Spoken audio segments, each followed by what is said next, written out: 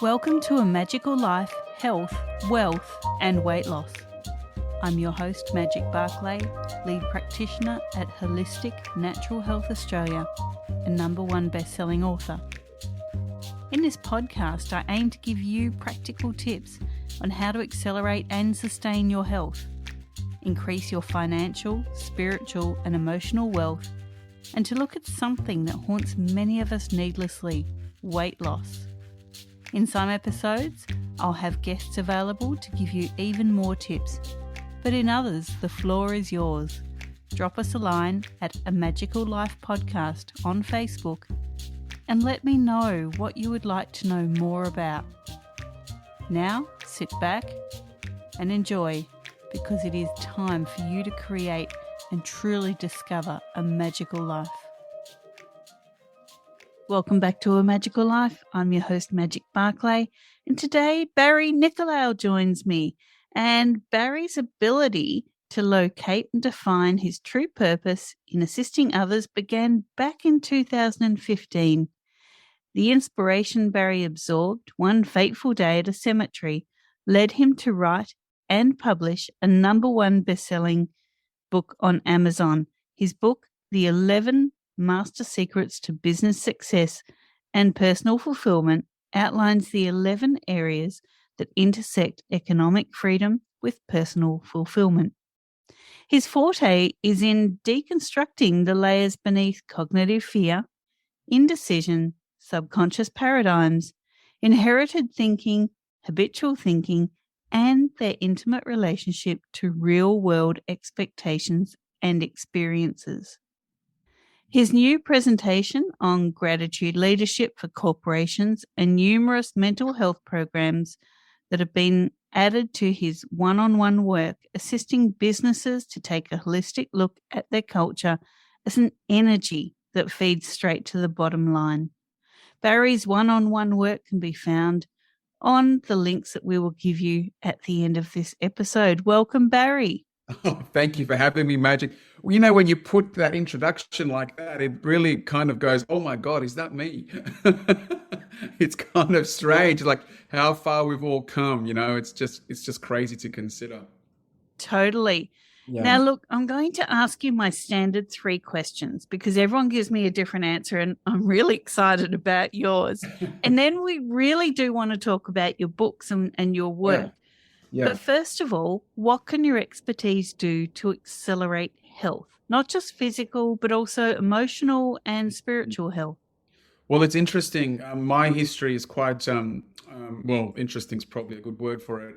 One fateful day at a cemetery led to the work that I'm doing today and to help others understand their own power of their thoughts and how what we let into our own thoughts ends up dictating the experiences we have in life.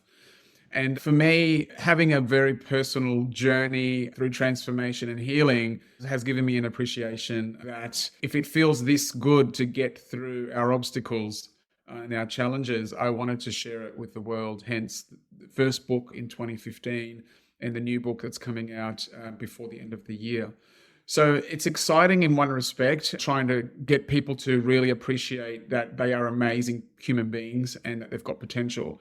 But healing is a very personal journey. I will tell you that as well. What helps one person doesn't help another. So it ends up being a very customized approach to healing. And that's something that I take into consideration when I have my one-to-one work. The other thing to consider here is that I've delved into the science of creative visualization and how thoughts do become things. So that for me ends up being a universal law that everyone can pick up and absorb and create tools towards. It's definitely a complicated answer because everyone just learns so differently. You were talking about subconscious paradigms and cognitive fear.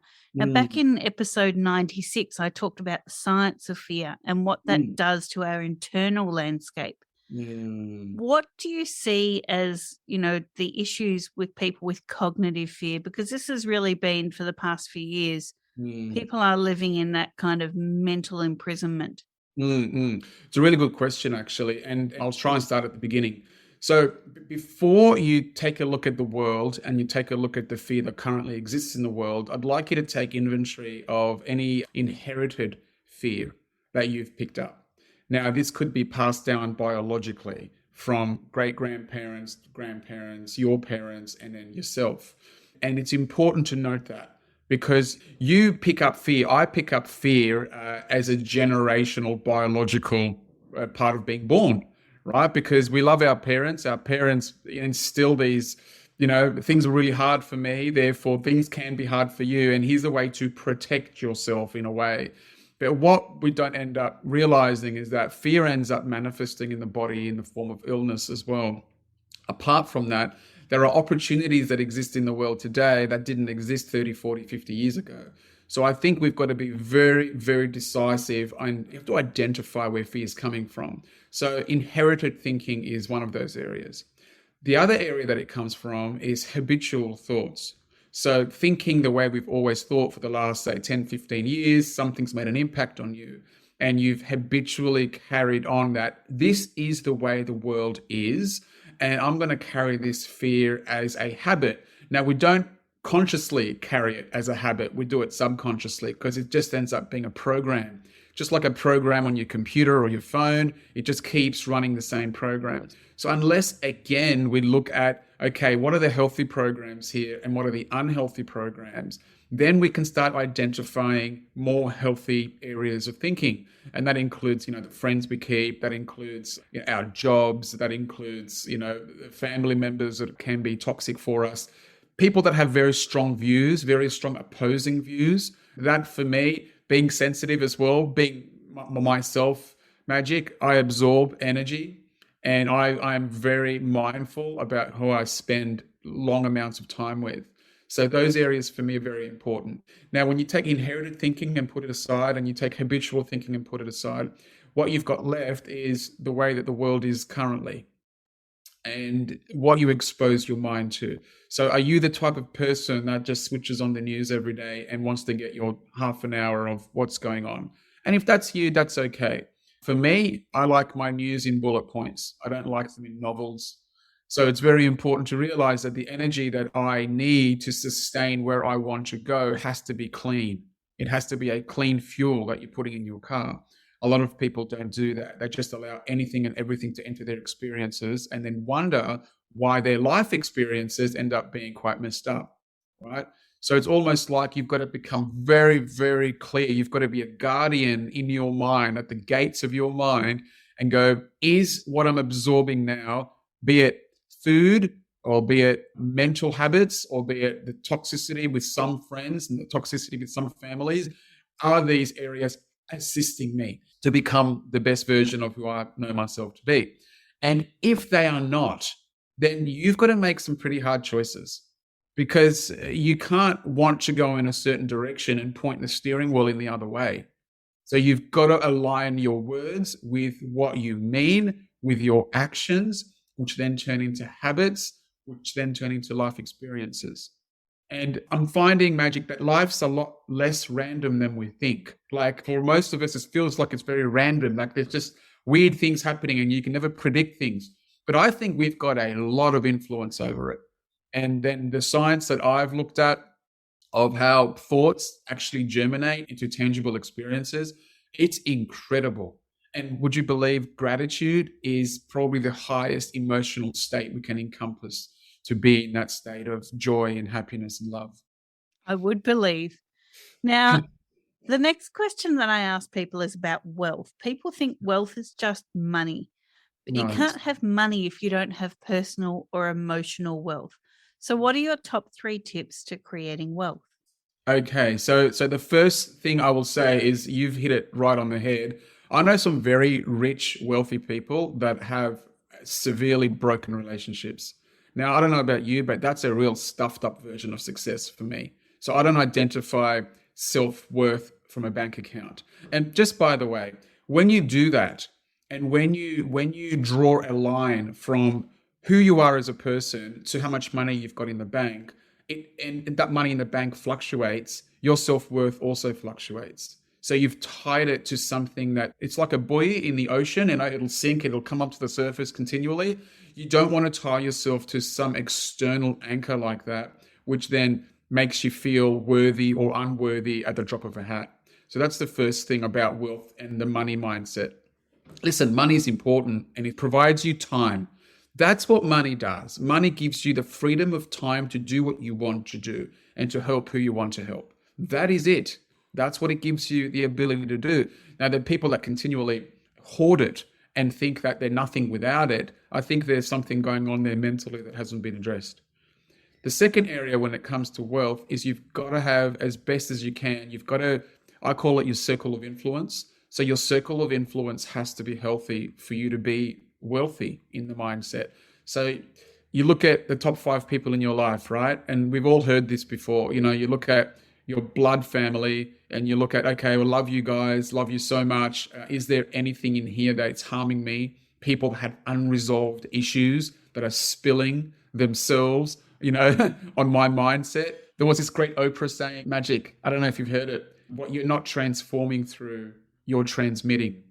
And it's a really beautiful segue to consider that, because if you're not transforming through something, you are involuntarily, like you do not know you are doing this. You are transmitting those thoughts that you're not transforming through onto others. So if you are transforming through something, you don't want to project that onto others. You want to it's an internal journey. You're just happy being who you are and you're so happy moving forward. So very, very exciting in the sense that if you can tie your wealth to your internal environment and who you are as a person and your contribution that you're making in the world, that is probably the nicest thing you can do for yourself and the people around you. We definitely see a lot of this of so-and-so's not happy. All of a sudden, I'm not happy. It's like we take on too much. So many of us are empathetic without knowing it. Exactly. And to a certain degree, everyone is. But, you said about the 5 people around you and about transforming or transmitting. Some people that aren't able to put themselves first, to invest in their own mindset, will transmit a negative mindset just to keep you down. And it's not an intentional thing. It's just the way that maybe they can cope with what's going on in the world. So we really do have to be mindful of the people we surround ourselves with. 100%. Do they just want to bring us down to make themselves feel better? And it happens so often. And the saddest thing about that is that because we love them, like from our hearts, we tend to give them an escape. Like we tend to let them off the hook in a way, because it's something that you look over things like that when you love someone, right? You don't necessarily pull them up on anything. But what we're talking about here today is that you need to have self-love to be able to give it away, right? So let's just use a silly example. Let's just say I want 5 oranges, right? And I ask you, Magic, and I say, Magic, can I have 5 oranges? Now, if you don't have 5 oranges to give me, you cannot give me those 5 oranges, right? And it's the same with love. If you do not have self-love, you cannot give it away. Like you do not have it to give away. So how on earth are you going to do that? So love starts with you. It starts with self.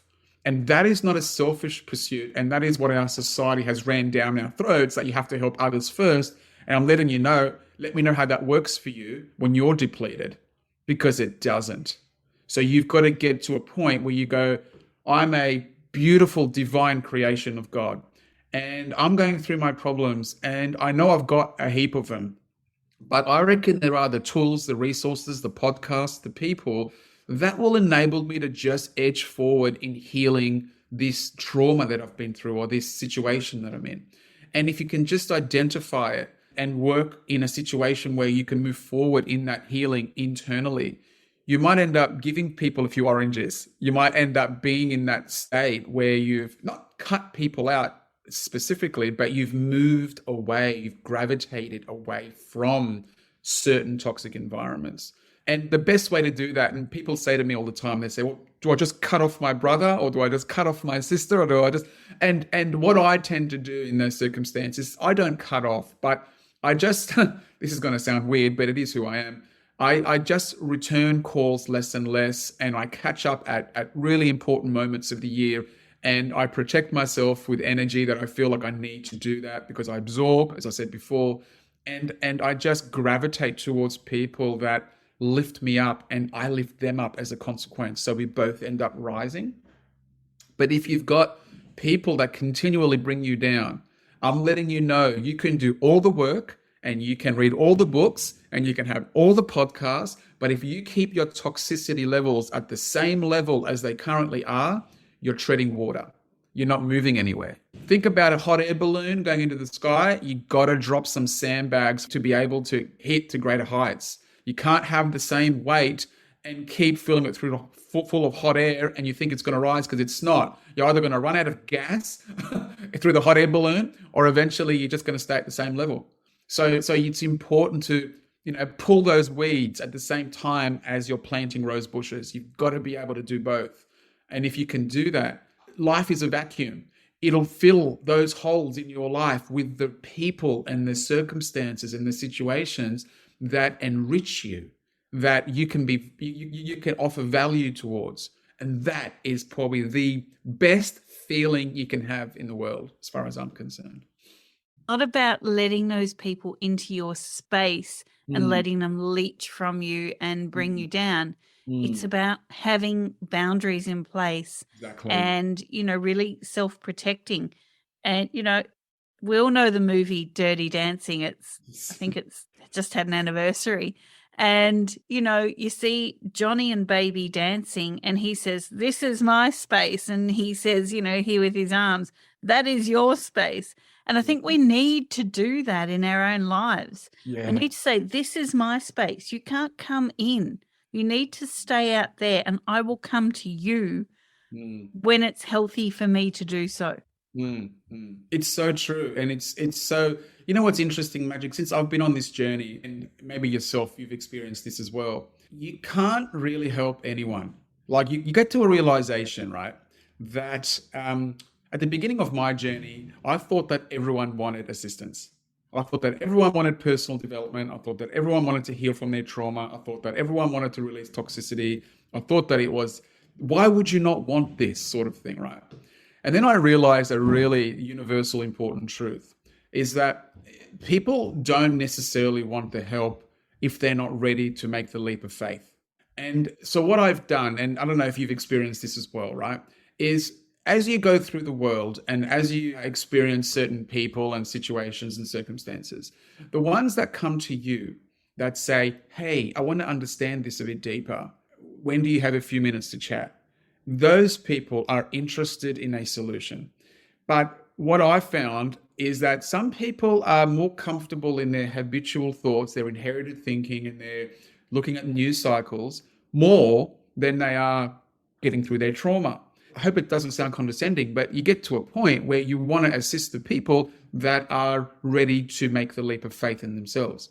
And I've really done that. And it's interesting because anyone that has me as their coach, I turn around and I actually make people jump through a few hoops because I've got to know if they're really interested, or is this something that they just go, "Oh, it would be nice." So it's really important that whatever you want in life, whether it be a healing or a successful business or to beat cancer or to have better family relations, you kind of got to be all in. You can't be 1 foot in, 1 foot out. Because I'm letting you know, like life will then give you experiences that match 1 foot in, 1 foot out. And then you'll keep going along with a 50-50 mindset. And you get to a level where you admire certain people and you go, "Wow, look what they've done," or "Wow, look at their following," or "Wow, look at their content," and "Wow, look who they've helped." They are all in. Like they are all invested in this, whatever it is, right? And then we admire them and we go, "Wow, that's amazing." But yeah, it's amazing because you've seen someone that has basically sacrificed almost everything to achieve a certain outcome. And that's what I need you to consider. If you are getting through trauma, you got to be all in. If you want to start a business, you got to be all in. There's no half pregnant. You're either pregnant or you're not pregnant, right? So there's no halfway. So you've got to go, what do I want? And am I all in? And if you're all in, I promise you, you'll seek the right mindset. You'll seek the right people that want to help you. You'll find the right channels through social that really inspire you. You'll look at the toxicity in your life and you'll go, "Hey, what's serving me here and what's not?" You look at the people that fill you up, that fuel you, right? There's those people, you'll gravitate towards them, and all of a sudden, circumstances will start to change. And you'll go, "How the hell did I just do that?" Or "How the hell did I just get that phone call?" Or "How the hell did I just get on that podcast?" Oh my God, things feel different. And all of a sudden, people will go, well, Magic, how did you do that? Like, and you'll answer the same way everyone does. You'll just say, I've changed what goes on up here, which then has changed what goes on out there. And if we can just realize that and get to that level, you will achieve anything and everything you want. Anything. You've got heaps of time, you've got resources, you've got tools, you've got, the internet is a great resource. You've got anything for free. You can Google and get almost anything for free, like a course or to research someone and to read their story. It's all for free. Like, you can do that, right? It's called Google. You can just do whatever you want, right? So we live in the time that allows that. So if you're not doing that, then there must be something that you're not ready to transform through. And if you're not ready, that's also okay, because you will be one day. It just won't be today. But as long as you realize that one day you will get past it, you don't know when that's going to be, but you're on your way. You're on your path. You're on your journey. And when you realize that, oh my God, it's so freeing. It's so liberating to the soul, because the soul doesn't want to stay in misery. The soul wants to expand and love. And God, I hope that whatever trauma you're going through or whatever toxicity you're going through, I hope you find the quickest route out of it that you can. And for some people, quick could be a year. And for some people, quick could be a month. And for some people, it could be a decade. It could be any amount of time. But I pray and I hope that you see the light at the end of this beautiful, because life is so beautiful. Like life is so, so beautiful. Like, man-made things, I question, and the knots that we tie ourselves into. But life, as in mountains and birds and rivers and sky and air and water, that is beautiful. And if you can just immerse yourself just in that for a little time every day, wow, you'll see transformations just continually come through your life. Totally. Now that brings us to our final standard question. And that is, many people are battling with their weight. Yep. And we know that stress is a key player. And if you're surrounded by the wrong people, those 5 people around you are the wrong people, you're going to be stressed. You're going to have an internal battle. Yeah. But many people will look at a celebrity or a coach or someone and go, well, they don't have a weight problem. They've never had a weight problem. So my question is this: have you ever battled your weight, and how did you win the battle? What can you offer the listeners around that constant comparison to other people? First of all, comparison is the biggest trap that we fall into. Just putting weight aside for a minute, comparing yourself to others is it's archaic. It doesn't make sense. You don't compare 2 people on 2 different journeys that have 2 different skill sets and 2 different passions and a different purpose. It makes no sense. But the ego convinces us that we have to measure ourselves by someone else's standards, right? So they go, oh, that person's skinnier, or that person's richer, or that person seems to have more joy, or that person just seems to be happier generally. And I think what we've got to do is look at our internal environment before we look at our external environment.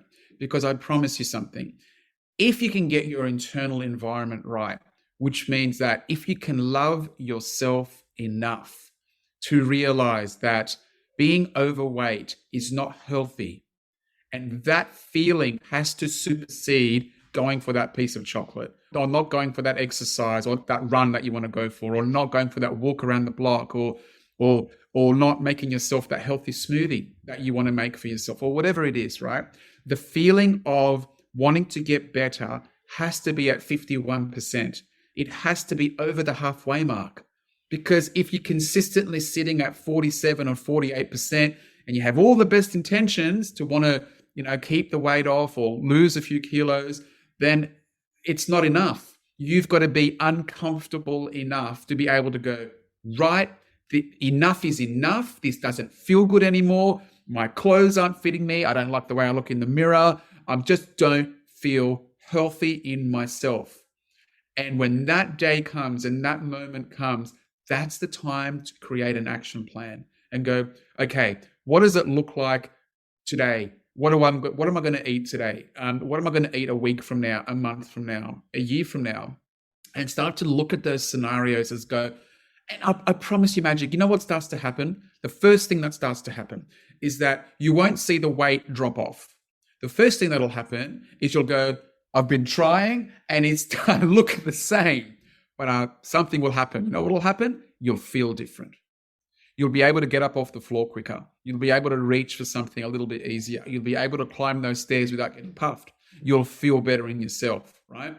And that feeling will eventually transcend to, and you look at your body in, say, a month, and you'll go, hey, these jeans fit differently now, or hey, this top feels differently, or hey, my tummy isn't where it was. It actually feels a bit, and you'll start to feel different.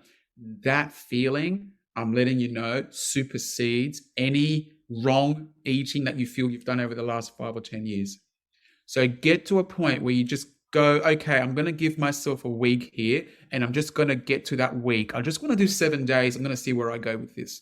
And after the 7-day period, you go on a strict, say, nutrition and exercise routine, and you go, right, Monday you've started, and the Sunday you go, I look the same, I feel the same, but keep going.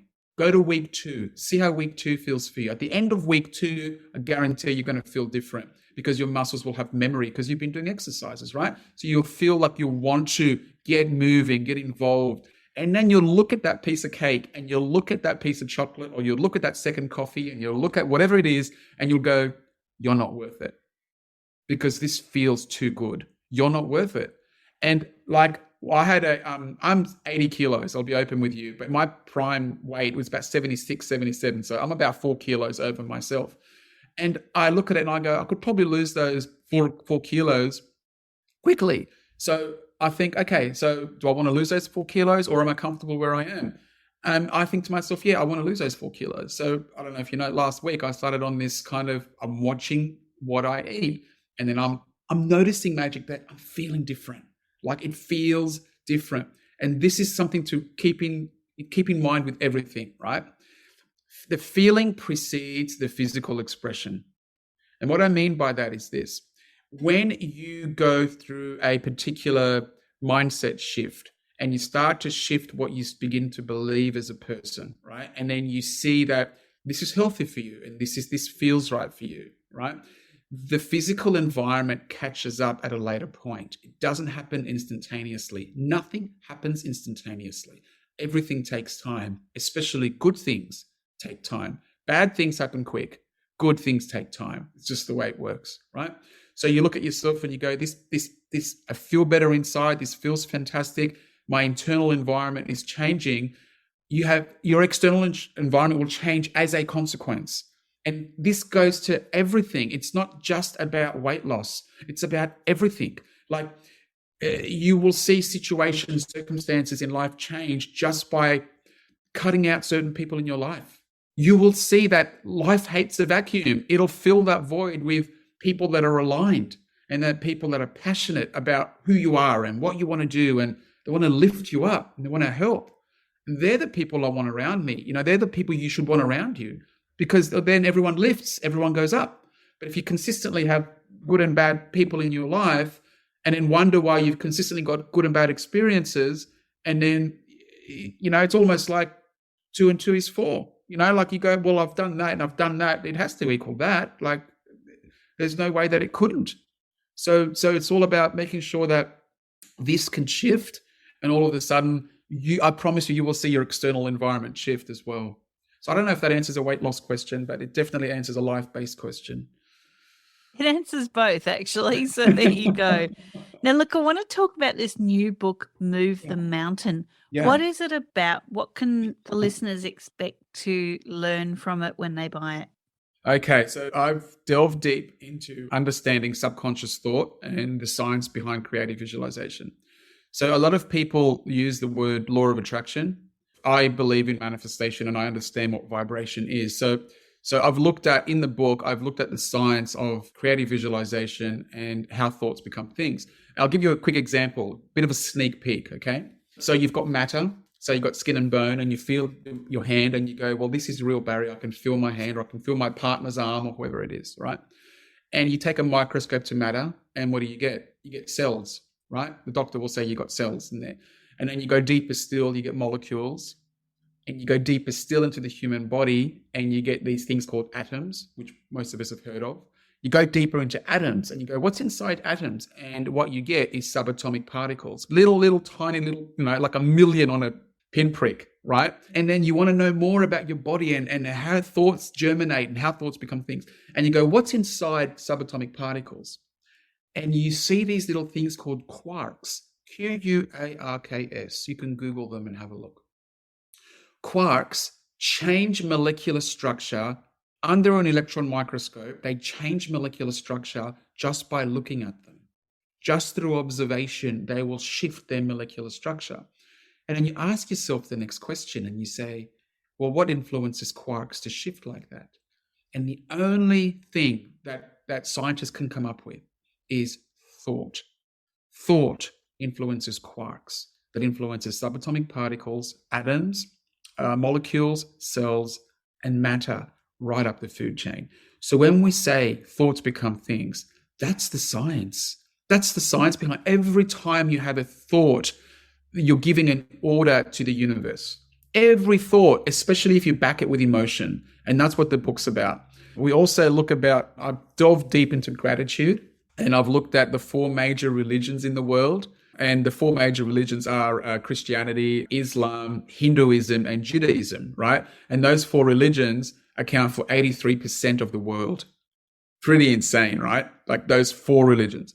And I thought, let's look at some common ground here. Like, if 4 masters came around the table, if an Islamic cleric, a Buddhist monk, a rabbi, and a priest all came around a table. And I'm sure this has happened in the world at some point. And they said, how do we get our people to find peace? How do we find our people? How do we get to common ground? I found that gratitude is in the literature of all 4 religions. Like all 4. Like it is in the crux of the literature of all 4 religions. So if you're at this table with these 4 people around you, you would say, being grateful is really important, and none would oppose you. And that's what you need to do when you're dealing with conflict and when you're dealing with different personality types. You've got to find common ground.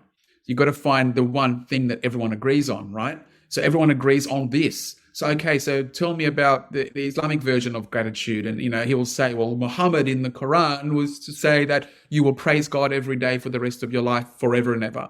And if you get a priest, he will talk about Christ, and he will talk about how Christ was all about appreciation and thanking God every day. You talk about Buddhism, and the monk will say, appreciation is in the literature of everything in our religion. And, the rabbi will say the same. And you think to yourself, wow, you've got to find that common ground. Gratitude is the great enabler. It makes what you have into enough at the same time as allowing more abundance into your life. So the more grateful you are, the more beautiful scenarios enter. And when you're feeling fearful, when you're feeling depressed, or when you're feeling angry, or when you're feeling frustrated at your life or your own decisions, try and leapfrog if you can. Try and leapfrog to, what are the 3 things I'm grateful for right now? Like, let's just quickly name them before the mind has a chance to intersect here.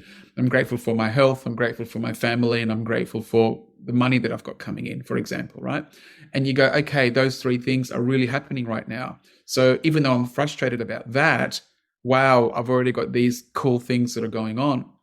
And it'll shift your energy from a woe's me to a, okay, I've got this crappy situation going on over here, but I've still got some pretty good things going on.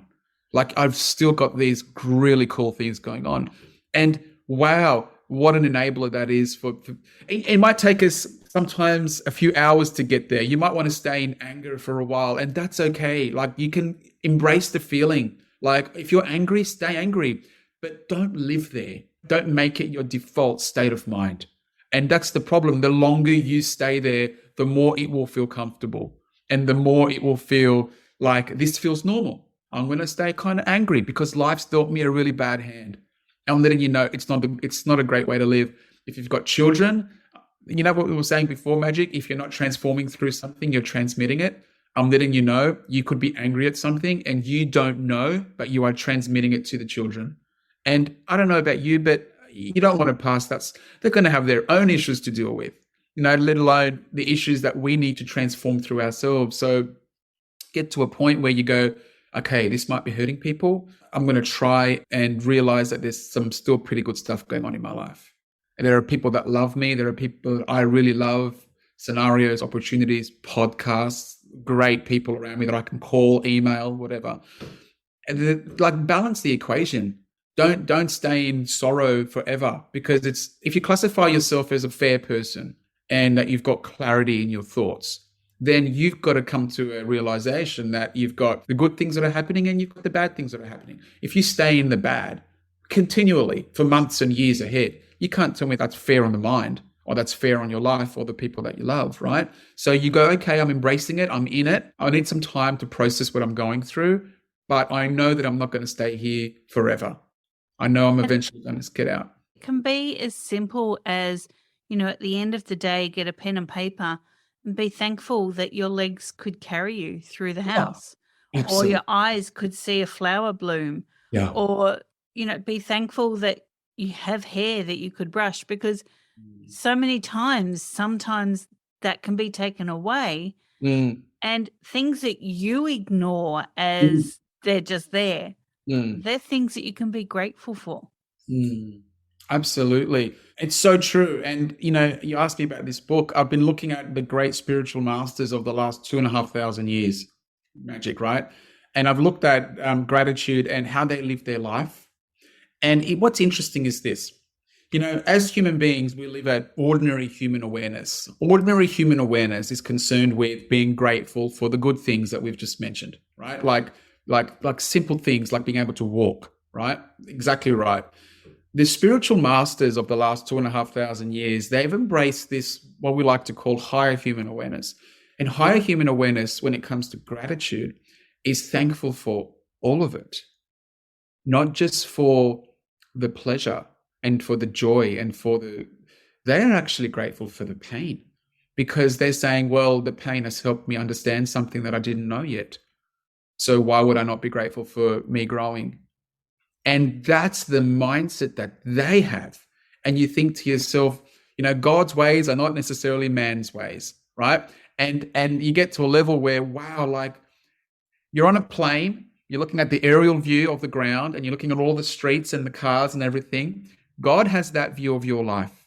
The source has that view of your life, right? And the spiritual masters on that plane are experiencing turbulence right now. And they're up there and the plane's getting a bit shaky and there's thunderstorms and everything. And you're looking at the ground going, I hope we don't crash. And then the plane lands safely on the tarmac. Everyone's kind of clapping and they're going, yes, we made it. Thank you, God, for letting us not die in that thunderstorm. And the masters, those four masters, are sitting on the plane and they are saying, thank you for the plane ride, despite the turbulence, not because we landed safely. And that's the difference. You've got to try and get to a situation in your life. And it's very, very hard to do because we have hurtful experiences that give us so much trauma and that affect us, right? But try and understand their mindset, which is appreciate all of it. Appreciate the fact that you're overweight right now, but you're going to lose it. Appreciate the fact that you got some family members that are not getting on, but you're going to show yourself more self-love. Appreciate the fact that you're not in the job that you love right now, but it's going to change. Like you're going to get into what you love because you're committed to it, right? You're all in. So appreciate that those moments are also happening right now as well. And where you are right now is a segue to get to where you want to go. Like look at it in that instance as well. Like you cannot be where you want to be unless you're going through what you're currently going through. Like it is a rite of passage. It is a baptism of fire. You've got to be in this predicament. So God says, okay, I need you to become uncomfortable enough that you make a shift. And yes, I can zap you with beautiful feelings. And yes, I can give you a crutch. And yes, I can help you do this and that. But I need you to know that I have given you everything you need. And you live in a time that people, resources, situations are all there to also assist you. And you will find me through those people.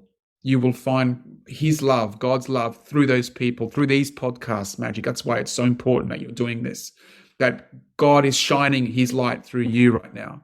And he's shining his light through me and millions of other people in the world who are inspiring and want people to live full, beautiful lives. God is inspiring through them to let people know that you've got this. This is within your capabilities to change. Now, I'm here for you and I can do anything you want. You just pray and I'm here. But I'm letting you know as well, you've got what it takes. And the right people, the right circumstances, the right situations will attract themselves to you. But first, this has to change to be able to change direction of what you're bringing into your experience. And if you can just do that, oh my God, like people will think you're a miracle maker. People will think, well, that's kind of a small miracle, Barry. How did you achieve that? And I'll say the same thing that everyone says. I've just changed what enters my mind and what I believe to be true about the world and myself.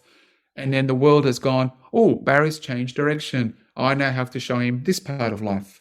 And that part of life is what I want. So you are the person that holds that view. Like you've got choice of thought, you've got choice of belief, and you've got choice of who you hang around as a friendship influence circle. You've got those choices. No one's forcing you to do anything. So if you're not getting where you want to be, or if you're not achieving what you truly desire, you have to look at the internal environment and just ask some really honest questions and just say, hey, could I be sabotaging myself here? Could I be doing it to myself? Could it have nothing to do with the chocolate? Could it have everything to do with me?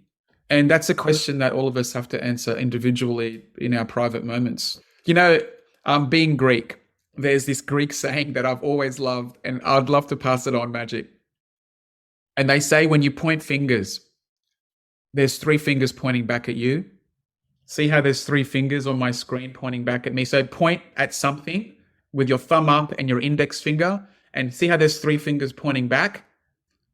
That's a metaphor for life. When you start pointing fingers at something, just be aware that it's usually triple the amount coming back to you, that you have to go, okay, I have no right to judge someone else when I've got things that I haven't worked through. So how about I start working on myself before I start articulating what they should be doing, or why they're not doing the right thing, or, how about I just focus on me? And the more you do that, the more you'll be less judgmental on others, because you realize that judgment is a horrible feeling. Like when someone judges you or when you judge yourself, let me know how that works for you, because it's horrible, right? So you start to judge less of others and you start to cultivate that inner environment, that inner feeling of wanting to be the best version of yourself that you can be. Yeah. Very much so. Now, we've covered so much here. Before I let you go, we love freebies. So what can you offer the listeners and where can they find it? Okay, so if you go to my website, just go to barrynicolaou.com, send me a private message, and I'll I'm not in the habit of giving out free books right now, but send me for the top 5 people that message me through either Instagram or through my own website, I'll send them a free book. So that's www.barrynicolaou.com. First 5 people to send Barry a message, you get a book. That's fantastic. Go. Send me your address as well so I know where to send it to. Brilliant. Barry, I've really enjoyed having you on, and I would love if you could rejoin us one day, maybe when you have your next book coming out, because you truly do live a magical life, and that's what I encourage the listeners to do. Yeah, it's within all of us, Magic. It is within all of us. Just take that divinity that you have inside you and claim that power of, you're a spark of the almighty creator of the universe. Like, what can you not do? Exactly. Thank you so much for your time today, Barry. Listeners, thank you for your time. Go forth and create your magical life. Thanks for listening today. Please subscribe to hear future episodes, leave a review, and share this podcast. You can follow us on Facebook at A Magical Life Podcast or at Wholistic Natural Health Australia. That's holistic with a W. You can find us on Instagram at Wholistic Natural Health or at www.wholisticnaturalhealth.com.au. That's where you'll access all sorts of articles, freebies, and more.